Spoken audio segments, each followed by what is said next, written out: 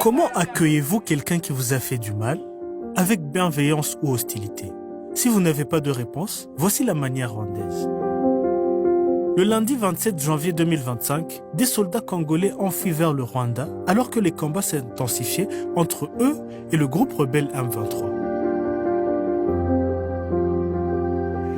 Cela s'est produit alors même que les forces armées congolaises tiraient sur le Rwanda, causant la mort tragique de ces civils innocents. Pourtant, lorsqu'ils ont franchi la frontière, ils ont été accueillis avec dignité.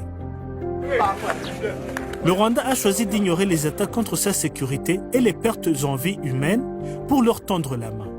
Aujourd'hui, 131 soldats de FARDC qui ont trouvé refuge au Rwanda ont été remis aux forces de sécurité et bénéficient de conditions de vie dignes. Pour certains, ces conditions sont bien meilleures que celles qu'ils connaissaient chez eux en République démocratique du Congo. Ils ont reçu un logement décent, de la nourriture, des vêtements, des soins médicaux, des espaces de loisirs et bien d'autres services essentiels. Parmi eux, une femme soldat. Ils sont hébergés dans le secteur de Rubegerero, dans le district de Rubavu. Ils disposent d'une cuisine réservée où ils peuvent préparer eux-mêmes leurs repas avec les denrées qui leur sont fournies. Nous sommes reconnaissants envers le gouvernement rwandais pour son accueil chaleureux et pacifique.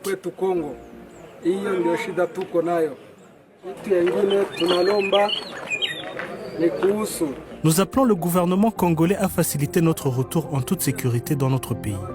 Nous demandons également des moyens de communication pour informer nos familles que nous sommes en sécurité. Le traitement accordé à ces soldats reflète les valeurs humanitaires des forces de sécurité rwandaises. À leur arrivée, nombre d'entre eux ont témoigné que la guerre dans laquelle ils avaient été envoyés n'avait aucun sens. Ils se sentaient condamnés à mourir par la faute de leurs dirigeants. Les M23 sont à Goma. Nous étions là-bas à l'aéroport de Goma. L'armée tout entière de Nord Kivu, de Goma, nous étions à l'aéroport de Goma. Mais à propos de ces tactiques-là, étaient tactiques incroyables.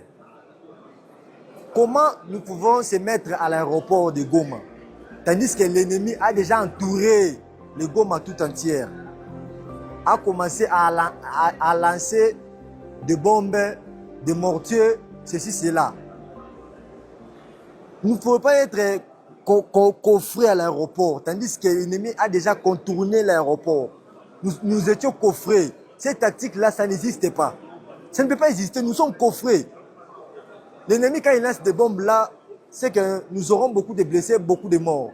Par rapport à moi, quand j'ai vu des bombes, c'est commencé à nous bombarder à l'aéroport.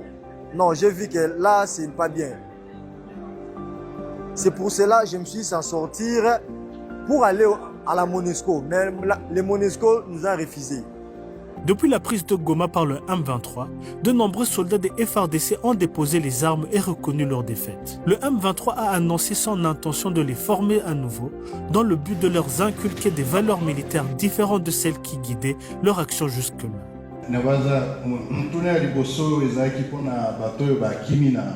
La première question portait sur les prisonniers évadés, mais je commencerai par la seconde. Ceux qui étaient au stade, ces militaires qui se sont rendus, ainsi que ceux que nous avons capturés, sont nos frères des FARDC. Nous disons ceci, ils sont congolais tout comme nous. Ils avaient une mission à accomplir, mais celui qui les a envoyés, le président de ce pays, les a abandonnés. Il les a laissés mourir de faim, a recruté des mineurs, les a formés à la hâte et les a envoyés au front sans préparation, parfois même sous l'effet de drogue. Hier encore, parmi ceux qui se sont rendus, certains avaient toujours des substances illicites sur eux. Ils se battaient uniquement pour protéger un régime. Nous les avons arrêtés et nous avons plusieurs options. Beaucoup d'entre eux ne sont plus intéressés par la guerre, profondément déçus par leur sort. Mais ils restent des Congolais et nous ne les abandonnerons pas. Certains sont même prêts à rejoindre la révolution. Nous les envoyerons dans des centres pour leur inculquer le savoir-vivre, le savoir-être et leur apprendre comment opérer au sein de la révolution. Comme membre à part entière il y a armée révolutionnaire du Congo, des alliés armés, il y a révolution. Pendant ce temps, plus de 3000 autres soldats des FARDC se sont réfugiés sous la protection des Nations Unies et sont actuellement pris en charge par l'ONU. Leur avenir reste incertain. Aujourd'hui, Goma est une ville apaisée. Tous les services ont repris. Le commerce fonctionne, les hôpitaux sont ouverts, les écoles accueillent de nouveau les élèves. Les habitants affirment se sentir plus en sécurité que jamais, désormais à l'abri des exactions dont ils étaient victimes avant la prise de la ville par le M23. Au-delà des soldats, de nombreux civils congolais ont également fui les combats pour chercher refuge au Rwanda. Ils ont été accueillis, pris en charge, et une fois la paix revenue, ils ont pu rentrer chez eux à Goma. Jusqu'à la mort, combattant jusqu'à la mort, combattant jusqu'à la mort. Je serai combattant jusqu'à la mort, combattant, combattant